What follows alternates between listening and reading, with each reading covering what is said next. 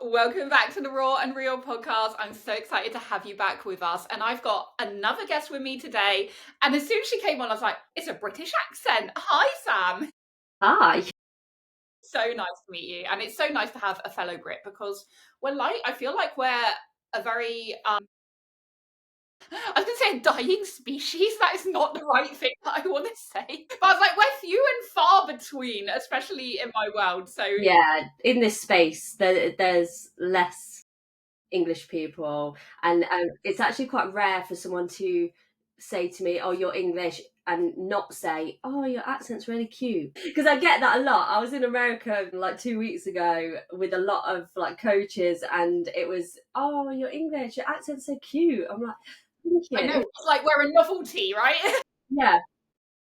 Fortunately, you are not a novelty to me because I hear British accents every day. But in work, it is amazing.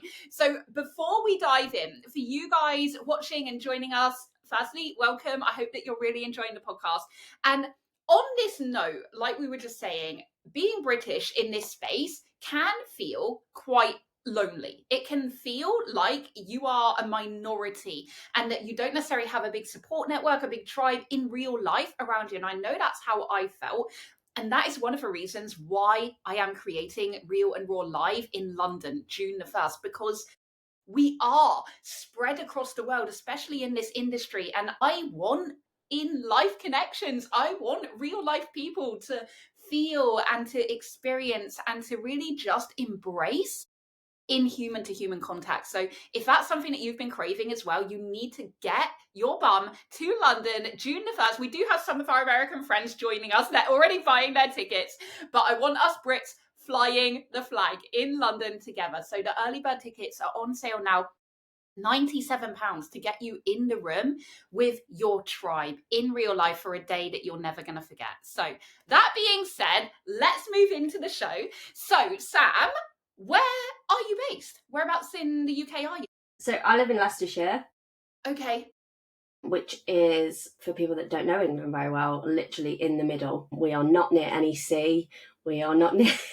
we are. How far are you really? Like when you're in the UK, it's like a couple hours. Where? Well, yeah. So, but we are bang smack in the middle. I don't live in the city anymore. I used to live in the city. I live in a little village now, which is how I like to be with my peaceful life.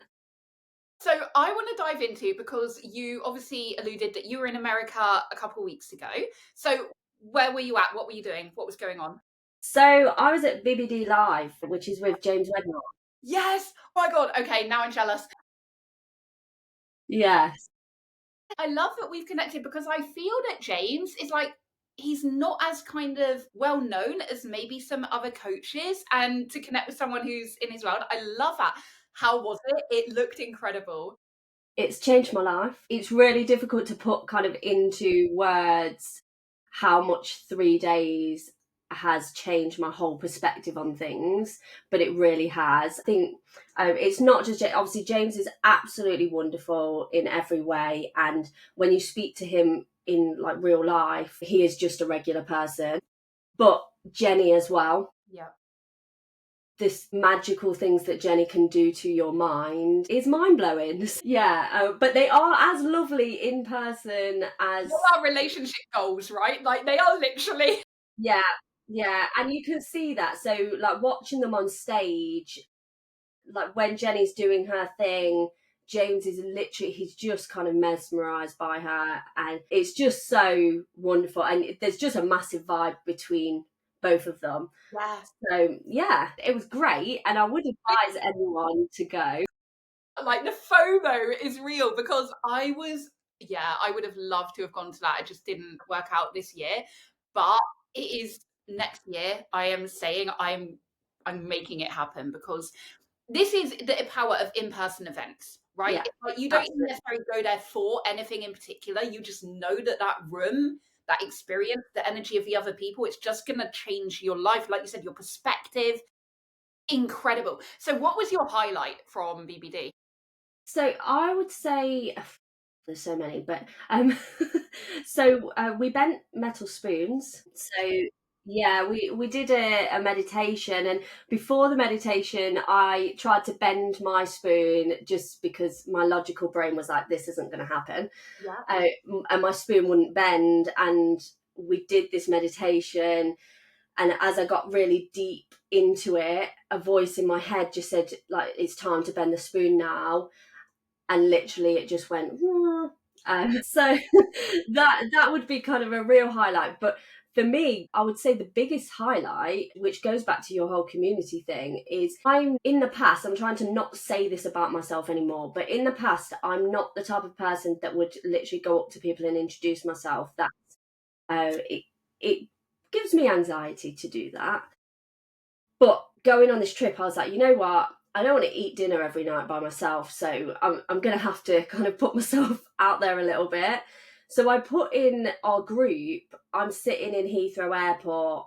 Is anyone else here? And I had 6 different people message and was like, we're here. And we met up in the airport, and instantly, the thing is, in James's world, everyone just has so much love for everyone. So we met up, we all hugged, despite the fact that we hadn't met each other before, spent the whole time with them, and I've left America, come back to the UK. We're still chatting every day. We have set up a group where we're going to meet once a week virtually. And that would really be the highlight, because no matter where you went in that building, you would get in the lift and people are like, oh, hi. Yes. And just everyone is talking to everyone. And for someone that's out of my comfort zone, it was just so lovely to just have so much love in the room. I love And that. It's yeah, I feel you so much, because I went to a retreat earlier this year with the mastermind that I'm in. Again, they're all American, right? I was like the one Brit over there, flew all the way to the other side of the world to go to this retreat, because you have that connection. And I think this is to be said for like building a community. So like whatever space you're in, like I know a lot of different spaces. So obviously James, like Shoshana, you've got Bridget, you've got even my mentor Nick. Like there are so many different pockets.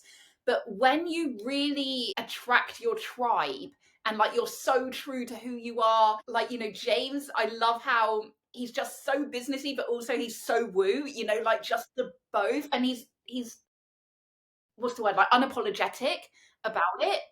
That attracts the people who love that, and obviously it repels those who don't, and that's great. We don't want people who don't love that, but this is the great thing about community. And same even with podcasts, right? Like the people that listen to this podcast, we are all of a kin. Like we all have, not necessarily like we're all the same, but we all have similar beliefs and maybe values and what we think is important and what we enjoy, what we don't enjoy, that kind of stuff. And I think it's just so powerful when you're in that space. Like for me, going to that retreat changed my life. Like you said, it was like not even that many people. I think there were maybe 10 of us, and it was just like mind blown feeling of like acceptance and love and transformation and validation and all of the things. So I'm really interested. So you went over there and you didn't know anyone, is that right? not one person.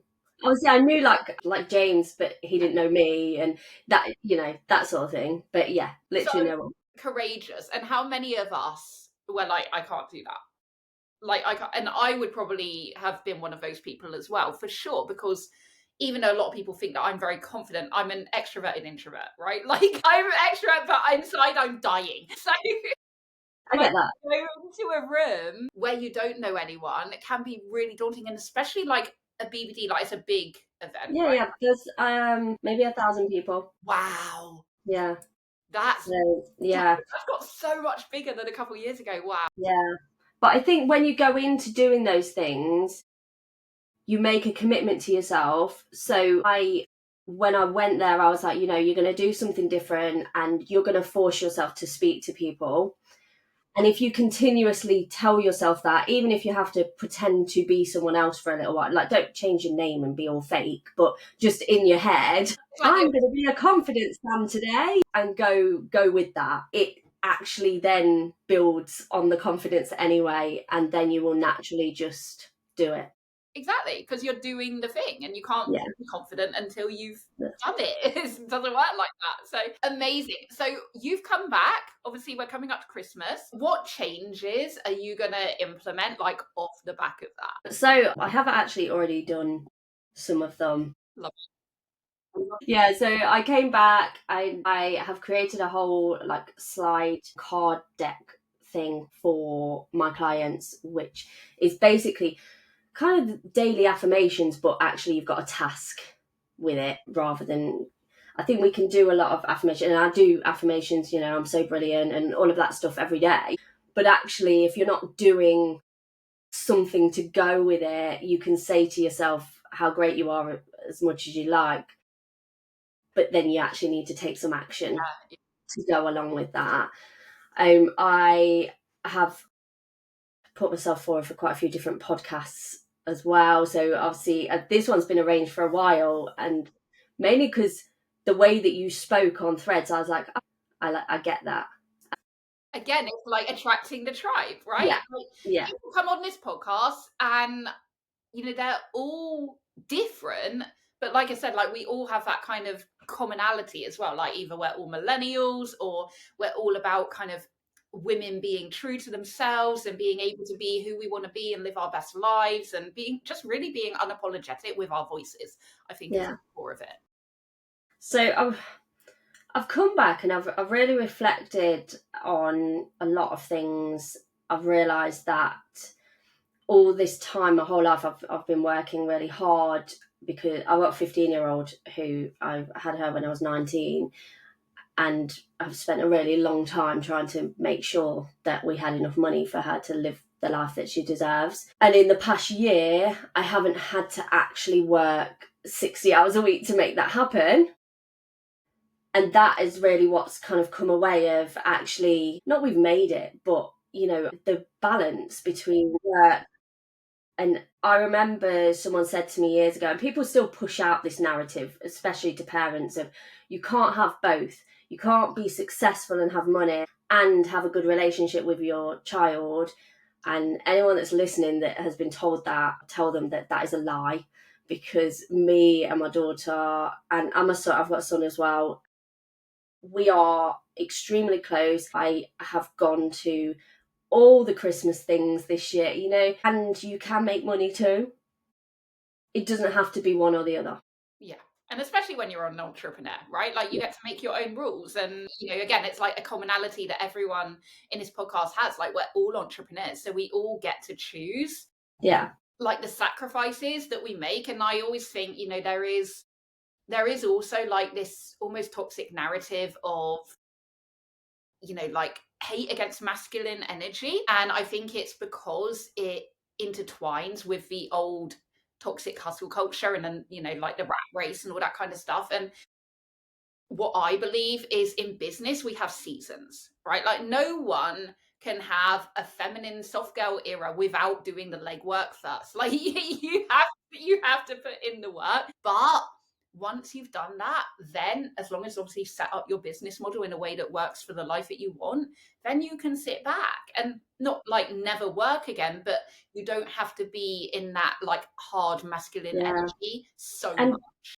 just do things that you actually enjoy doing. Yeah. I enjoy podcasting. Yeah. I don't enjoy editing. So I've decided that I'm going to get someone to do that because that isn't something that I enjoy doing. And yeah, the things that you actually enjoy doing, go and do them. And then, obviously don't get yourself into debt to pay someone else to do something. But if you can afford to get someone to do something that you really, really despise and it takes you double, triple the time that it would take someone else, go and get that person to do it instead. 100%. And I Yeah. actually on a podcast the other day with someone where we were talking about, that was definitely a lesson that took me a while, well, probably like 7 years really to learn, to actually be able to let go of the reins and to say it's okay for someone else. Like this is their zone of genius, right? Like this is something that lights them up. Like they actually love this. It's not like I'm kind of giving them loads of rubbish. Like they enjoy doing that. And then saying, And that's okay. Like, it doesn't have to be micromanaged. It doesn't have to be exactly how I want it. I need to kind of let go. And obviously, we have like our brand guidelines and that kind of stuff, but Yeah. we also have to have an element of giving someone else like creative freedom. And within obviously like our brand and stuff, and saying, you know what, maybe actually you do know better because this is your zone of genius, and letting that go. And that can be like a really hard lesson. Yeah. With someone that I met whilst I was away, she had been getting her 18-year-old daughter to do all of her admin for her. And I was like, that's genius. So I'm actually going to speak to my daughter about doing my video editing, because obviously all teenagers are very good at video. They're good at the TikTok, and obviously they're all on Snapchat all the time. So actually, I could pay her to do something that I don't really want to do. And it's given her, an opportunity to kind of build her skill set, and probably not something that she hates, because she has got a job and she really dislikes it. What's she doing? She's a not an instructor, she's a swimming helper. So Okay. she goes in the pool with the little children, and the swimming instructor's like on the side. But yeah, she gets her hair pulled quite a bit because she goes in with the really little ones. The other week, because she's got braces, one of the children was trying to touch her teeth, which she didn't really appreciate. Yeah, she's like, I hate this job. And I said to her, well, the majority of people hate their jobs. That's kind of like a fact of life. But sometimes you just have to go through certain things to realise that's not what I want to do for the rest of my life. Yeah. But it's okay while you're 15 and it's really hard to get Like, a job. it's a fact of life for a lot of people who don't necessarily have the courage to do something different, right? Like, even if we look at entrepreneurs, like, we are a minority because so many people would rather get a paycheck every month and know that that's what they're getting than risk, you know, not having that paycheck for a few months, a few years even, Yeah. to have a life that they actually love after that. And I know, so my daughter's 18, I had her when I was 19 as well. So we're very similar path there. But she used to help me with my crystal business. So when I first set that up, she was maybe 13, and she used to do lives with me. She used to come and like pick out the stock. She would take the photo, like she loved like taking the photos and doing the editing, putting it on the website, making some posts on Instagram and stuff. And it actually gave her a sense of, I can make good money doing something that I love. And maybe now to my detriment, because she's like, I don't want to get a normal job. Like, I want to just be doing my thing. And I'm like, you know what? I'm going to back you, because when I was a kid or even a teenager, I didn't really have that support or even that opportunity, because I lived on my own from being 16. So it was, I had bills to pay, and I was young, and I just kind of fell into that world of employment and hating my job. But for her, I'm like, just keep trying stuff until you find something that you love. And I'm not putting pressure on her, and some people might argue this, but I'm like, you know what, I want her to create a life that she loves, and I'm going to give her that space to explore and to play and to just find what that is. And at the moment, her thing is doing like vintage clothes. So she goes around charity shops, like all the stuff we wore, right, when we were like kids. She like by trading. Like, what's the other one that she wears? I'm like, oh my god, it's so funny. I can't remember, but oh, Jane Norman, remember that Wow, okay. stuff when I was like your age? Yeah. Well, like, I had the bag for PE. They would take like you couldn't have a What's this horrible plastic bag for PE. statement? Yeah. Yeah. So it's worth a lot of money, right? Like, because these kids, yeah, they can't Yeah. buy it in the shops. So yeah, she does that, and she sells it on like Depop and Vinted, and she Yeah. loves it. Yeah. And yeah, it's I something that just think it's so kind of special that you've put that in her, because like when I left my job, and my safe job, I didn't actually tell anyone until after I'd handed in my notice, and it was kind of too late. There was no turning back, because I knew that there would be kind of, how are you going to do this? And it's not as safe as getting the same money every single month. You know exactly what you're getting. And I've actually got a really supportive family that have pushed me way further than I probably would have gone had I not had them.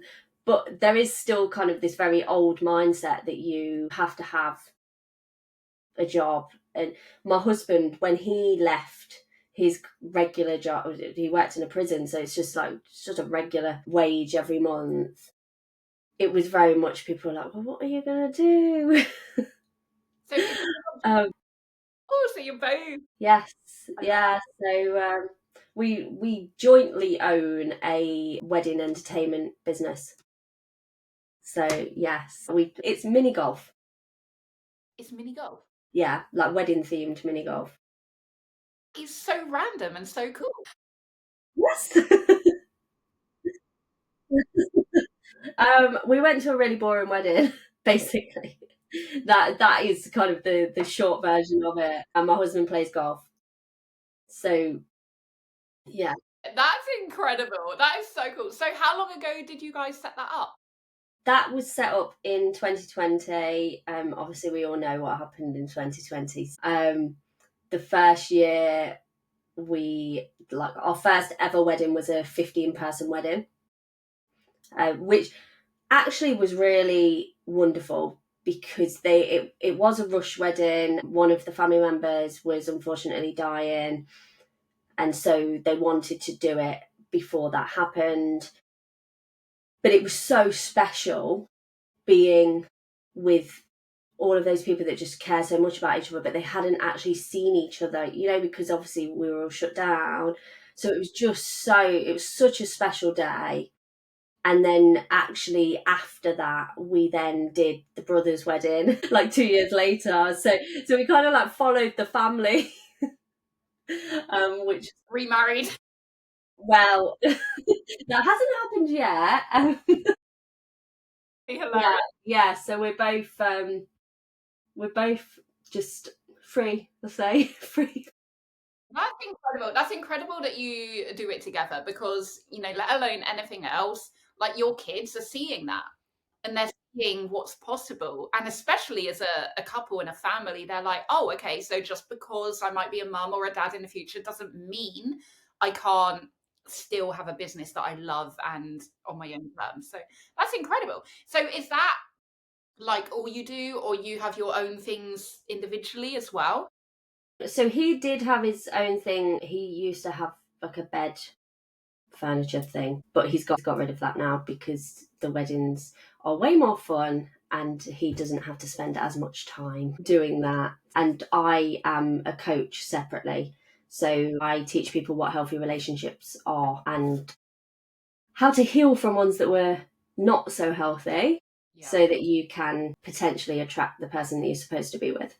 Yeah, I love that. And that's so needed.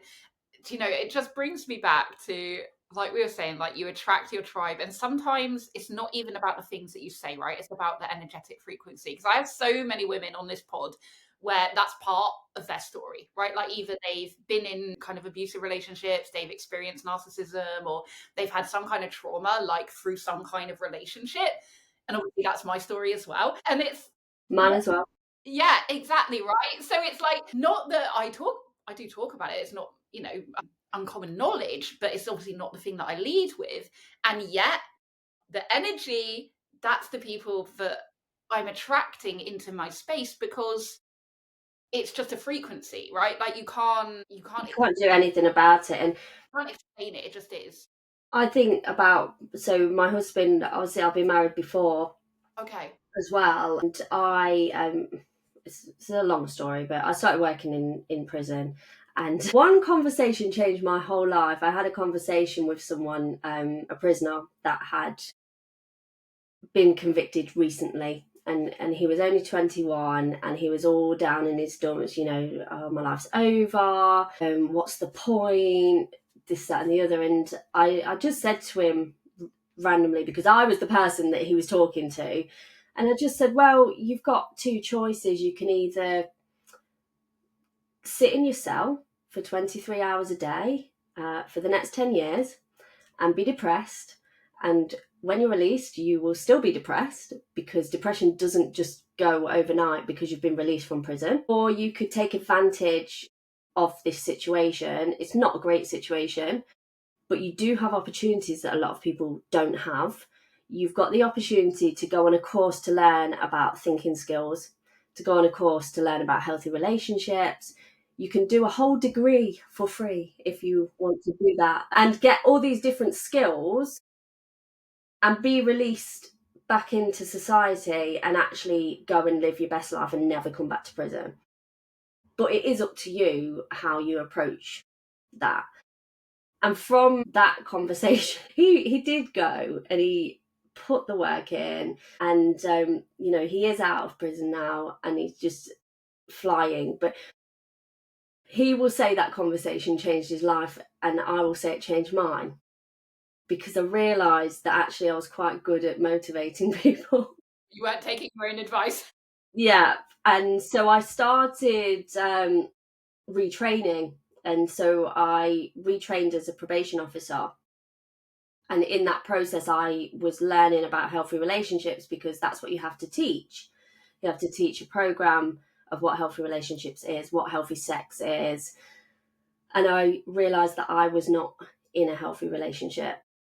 And so everything that I was putting out, I was a hypocrite. So I left my marriage and kind of went through a whole process of healing myself, and realizing that actually every step I saw my parents, like my biological dad, I don't have any contact with, they had a very unhealthy relationship. I saw things that children shouldn't see.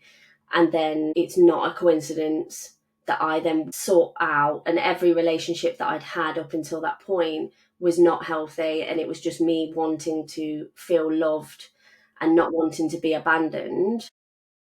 So I did the work. I did a lot of work on myself. I did go to therapy, but it was okay. But a lot of the stuff I was like, I could teach this to myself. This is kind of pointless. And when they were saying, let's look at 5-year goals, I'm going, I can't even get through this week. So what? I can't look at 5 years. I need to look at today's goal. 5 minutes. Yeah, so I did all of that work, and then literally my husband walked up to me and said, "Hi, I'm Alan Morris." And the instant that I met him, I knew that he was supposed to be in my life. At that point, I wasn't like, I want to have a relationship. I still kind of had a lot of men are awful and relationships hurt too much and all of that sort of thing. But I felt kind of a draw to him, and we were friends for a long time.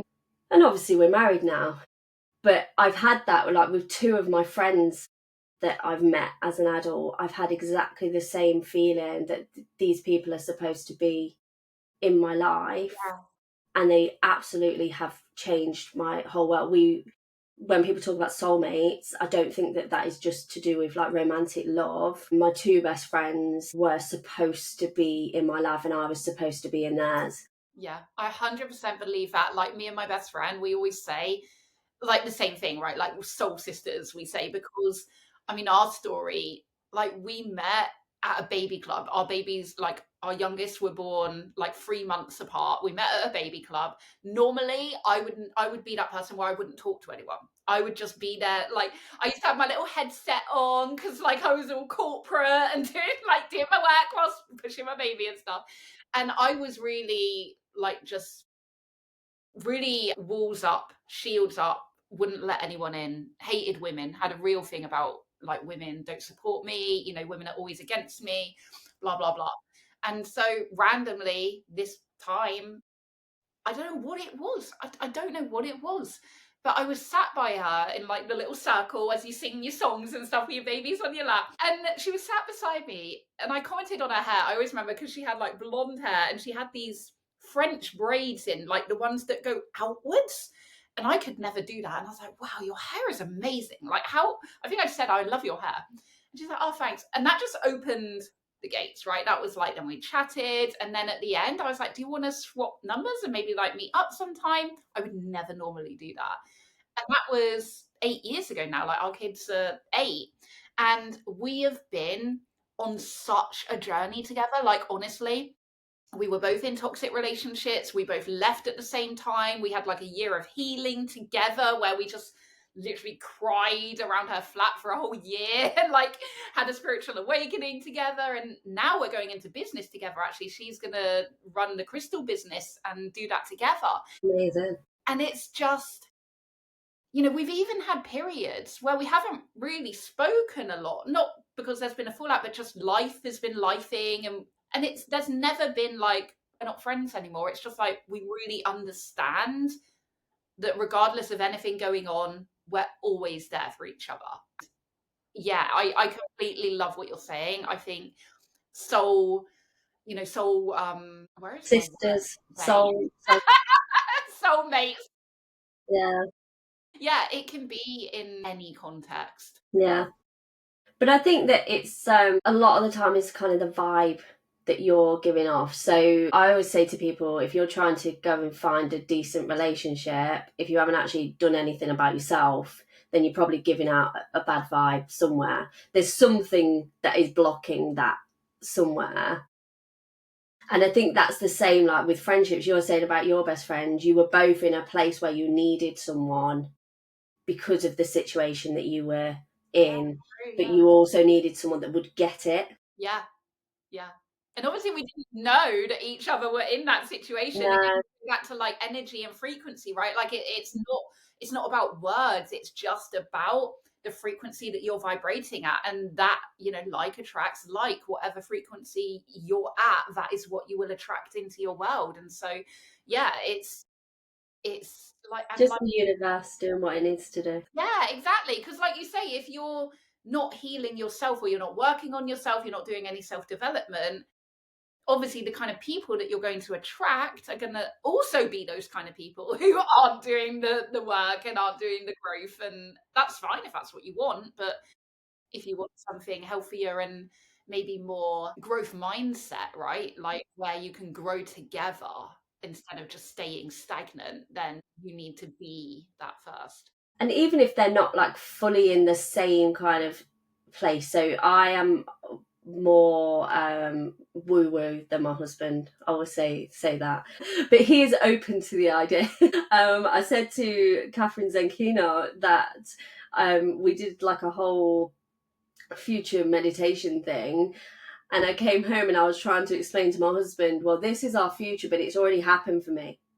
So I've seen it, and for me, it's like a memory. And he's like, okay, I'm trying to work that out. So much so that I said to him, I think that you should come to BBD Live next year, and then you can kind of realise where the hell I'm coming from. Well, that's all you need, though, right? An open mind. Like, but as long as someone isn't closed to things, Yeah, then what they do on their own journey is obviously their path. But as long as they're not kind of judging you or keeping you down or making you feel wrong for obviously the path that you're on, I think that's beautiful. And if they can like go to things with you, I mean that for me is like couple goals, like things like that with a partner. I think that's just incredible because even if you think how it made you feel, and then imagine experiencing that like with a partner. yeah, Yeah, yeah. beautiful. So, but then obviously I told my friends as well. They were both like, "Oh, how was it?" And I told them, and they were like, "Oh God, I can't believe that happened." And they because they're like on the same page. Yeah, Some may say as crazy, but others may just say spiritual, depending on who you speak to. So yeah, yeah, girls that you met in Heathrow, were they like from around the UK or yeah, everyone? Yeah. yeah. So there's two that are like Cotswolds, one up in Newcastle, Okay. then one Derby, which is like the next Oh kind of yeah. city along from me, and then I think there was two in Devon. Really? I'm from Devon. Yeah, I know. I heard. I listened to that. Is it last week's? Last week's. Where the other girl was from Devon. Yeah, yeah. It was so funny because again we go back to frequency, right? Like we didn't know that, and then it just came up. We were like, that's so random. Because Yeah, yeah, again, like we think us Brits are a minority. I mean, Devon people, like we are a very small minority. yeah. Devon is like my favourite place in the UK. Really? I went to, I'm probably saying this wrong because I'm not a local, but is it Teignmouth? Tynemouth? Yeah. I went there years ago and just felt like it was my home. Really? So yeah, so I stepped out the car and I was like, oh, this is where I'm supposed to be. And maybe one day we will be able to make that happen. Children are not so keen on moving far, far away. Also, my parents live kind of round the corner from me, and this year my dad fell off a roof and shattered his leg.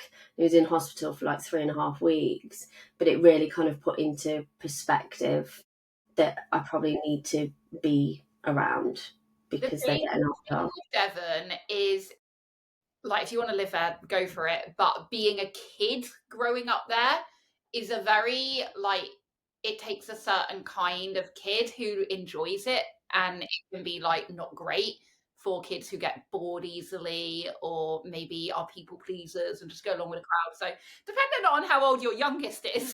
Yeah, he's 11. He's got ADHD, so he gets bored very easily. So yeah, it's more of a maybe when we're retired sort of. No, Yeah, with Timoth is lovely, but it's very similar to the town that I grew up in, Ilfracombe, because it's a seaside town.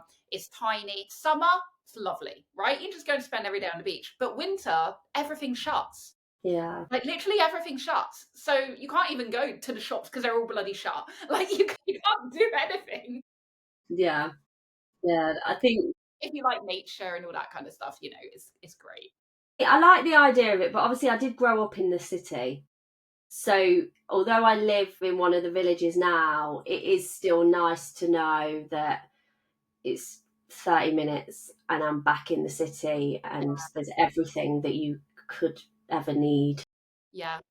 I felt that way. So I moved to Exeter when I was like early 20s, and that was that was great for 10 years or so because it was a city, there was more going on. And yet, you're half an hour out into the country, into the moors, into, the outskirts where nothing ever happens. Yeah. Interesting, because I said to my daughter about horses on the road, and in the city that isn't a thing. Like, there's no horses on the road.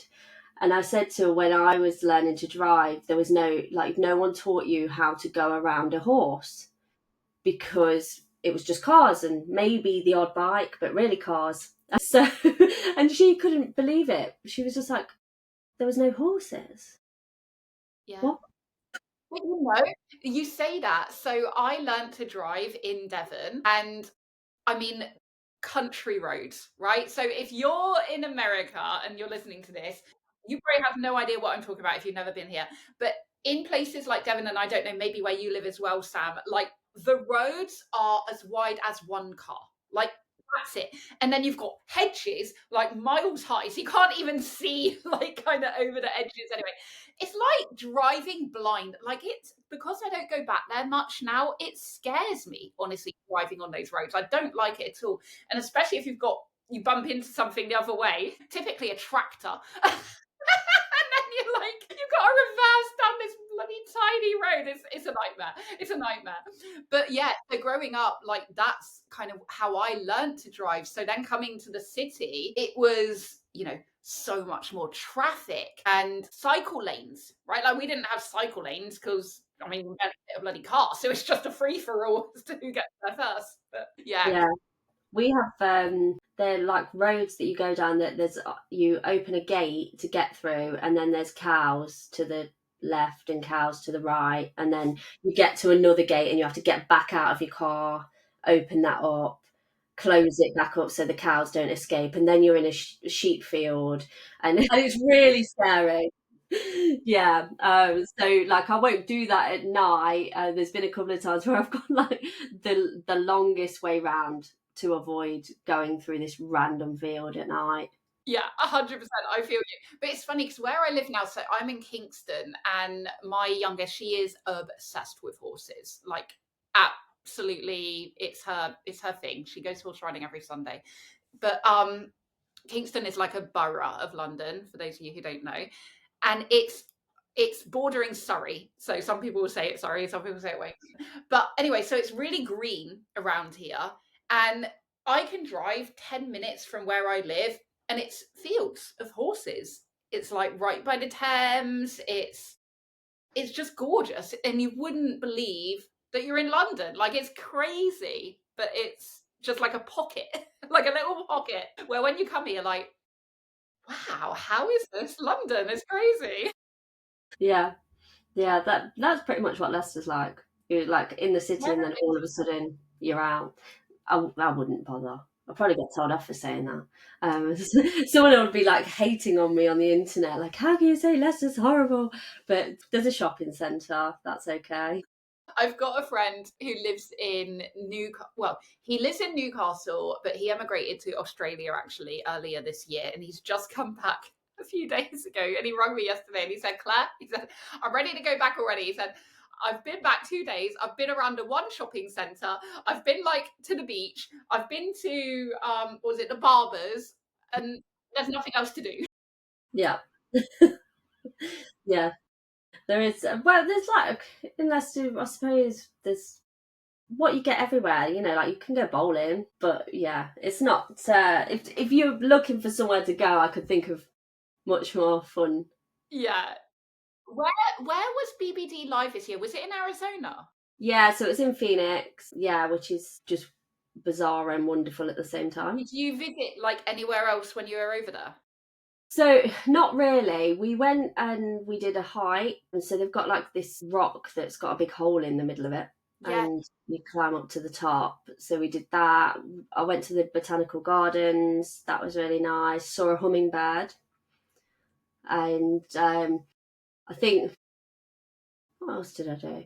Just a lot of stuff because we was in downtown Phoenix. There's a lot of artwork.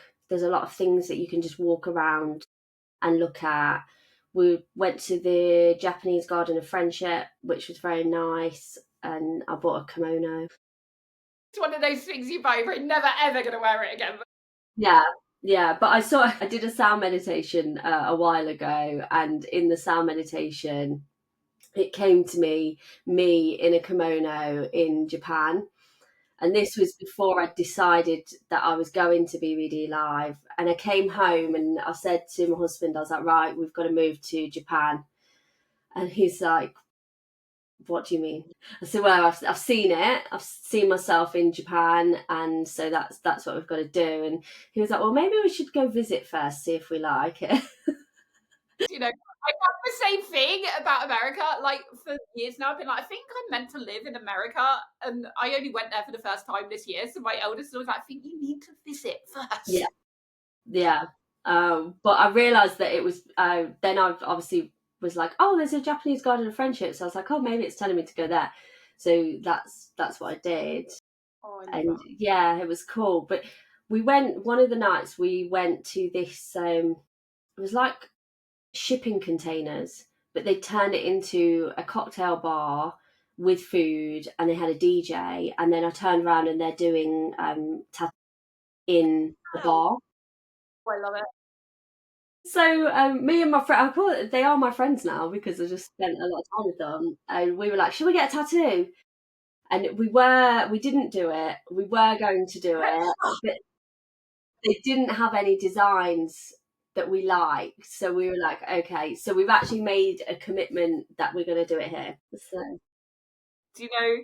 Do you know what? I wish we had met before all this. I'm going to cut. But I was like, midlife crisis, maybe. Who knows? no, you know what? Rebirth completely. It's like, and I think this is actually going to be a perfect place to end because I want to tie this back to this is what I want real and raw life to be in London, right? Obviously, it's not going to be BBD scale yet, but the energy, the connections, the transformation, the depth, that feeling of sisterhood, like all of those things, that's what I want it to be. So for you guys listening, if you are listening to Sam talking about this experience and you're like, I want to be there, you can be there in London in a different way, obviously, for a different angle, a different avenue, but it's the same thing. It's bringing people together. It's saying, these are my people. Like, I'm not alone anymore. I get to make new connections. I get to feel these soul ties to people who I've never met before, because we have this common experience and this like desire to change the world, right? I think is what it really boils down to. We all want to do big things, and it can feel, like you said at the beginning, when you left your job and you didn't tell anyone, like when you're an entrepreneur, it can feel lonely, and it can feel like people don't get you. And having those people in real life is just soul nourishing. I think that's the best way to describe it. So, Sam, Absolutely. I love how this has all just been such divine timing. I know, like you said, it's been booked a little while, and now you've been there and you've been able to talk about that experience, and now I'm lit up, and this has just been amazing. Thank you so much for joining me. That's okay. Well, the first BBD Live, we saw pictures of it and it was like 30 people. Yeah.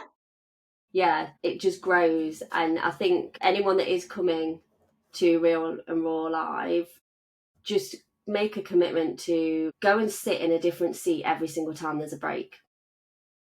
And just introduce yourself to the person next to you. And even if it feels awful and every part of your body is going, don't do this, just do it and just say, even if you say, Sam Morris said, this is what I've got to do. Go do it, and you'll meet some amazing people. And obviously, there's going to be some really cool speakers on there as well. Yeah, I'm so excited. I just actually had another one confirmed yesterday who's, again, flying from America. So I just Yeah. attract Americans, right? I don't know what it is. But you guys, if you're listening to this and you're in the UK, I want you there, because we have to have at least a majority of Brits, considering that it's being London. Yeah. Oh my God, Sam, this has been incredible. Thank you so much for joining me. Give everyone a little shout out where they can get into your world, babe. So you can find me at the sammorris.com. Just a regular Sam Morris was gone when I tried to get my domain name, so now I sound really important. That's it. I'm the same on Instagram, just with a C at the end. So yeah. I love it. And we'll put that in the show notes below. So make sure that you go and get into Sam's world. And for you guys watching, if you are enjoying the podcast, please do remember, like, share, subscribe, all the things. Get this out to your business besties, get it out to your regular besties, anyone who you think would love our vibe, because that's how we grow our community, right? And that's what we're talking about. This whole conversation has really been about community and connection and coming together with like-minded people. So I freaking love this episode. All of you guys watching, thank you so much for joining me. I will see you all next time for your girls' night in. And Sam, thank you so much for being here. Thank you for having me. Bye for now. Bye.